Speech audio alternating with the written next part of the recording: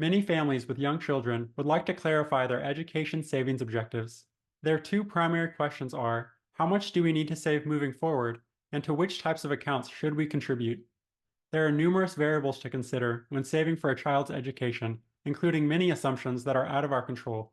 Those unknown future variables often include the future school selection, home state, GPA and test scores, family income, filing status, availability of scholarships and financial aid, gifts from family and friends, and whether the child will even attend college in the traditional sense.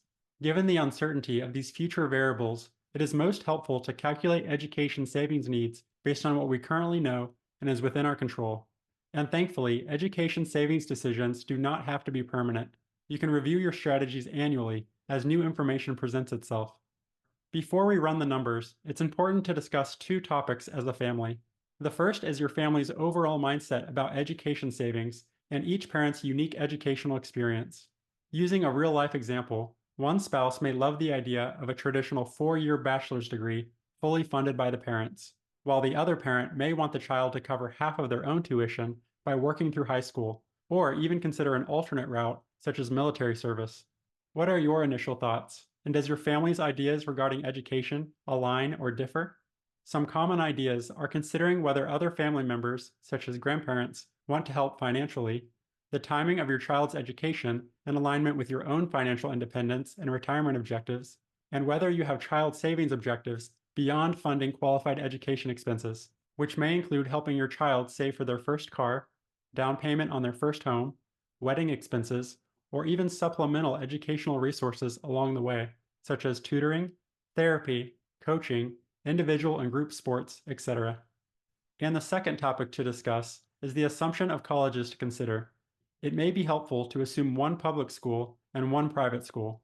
Some families have close ties to a specific alma mater, with strong feelings about this assumption, while others simply choose the most popular in-state school and a highly recognized out-of-state private school, at least until their child is old enough to have those conversations. For an easy illustration, a couple assumes their newborn daughter Susie may attend their mother's alma mater, the University of Texas at Austin, of course just to provide a starting point. There are multiple websites where you can compare estimated college cost, including the institution's tuition page, the U.S. Department of Education, and helpful third-party planning tools, which I've linked below. As GPAs, test scores, and school preferences become clear at the beginning of high school, I highly recommend collegeaidpro.com. Their free version lets you compare up to 3 schools, and they specialize in helping families transition from saving for college to paying for college. And by the way, I am not a paid affiliate of any of the tools I recommend in this course. When planning with parents who have young children, I start with the Department of Education's College Scorecard website, which is linked below the video. On this official government website, you can search and compare multiple colleges, cost, fields of study, admissions, and more.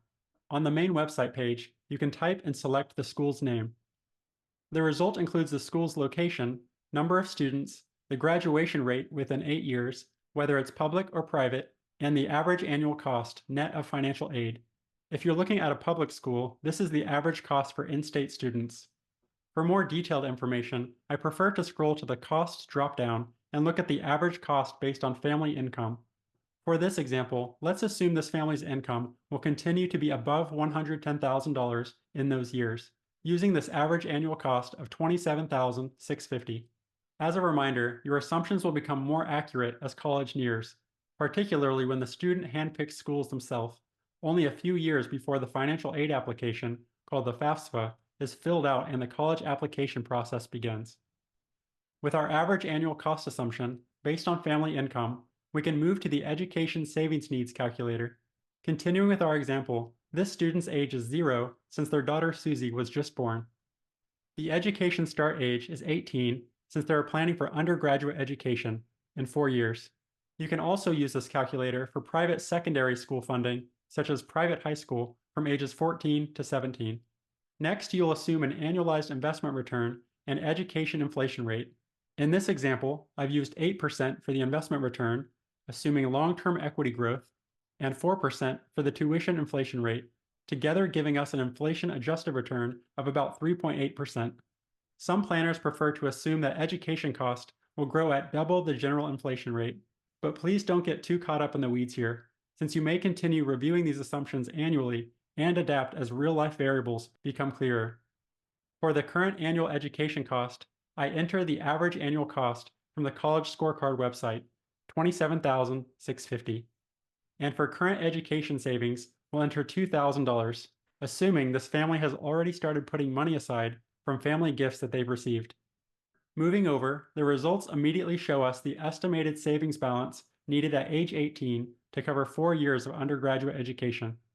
The additional lump sum required is how much more they would need to add to their education accounts today to not make any future monthly or annual contributions, again based on those assumptions.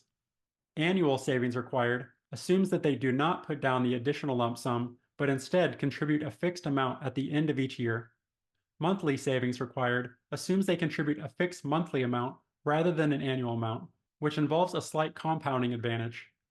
And the first year cost is the estimated inflation-adjusted cost of Susie's freshman year of college.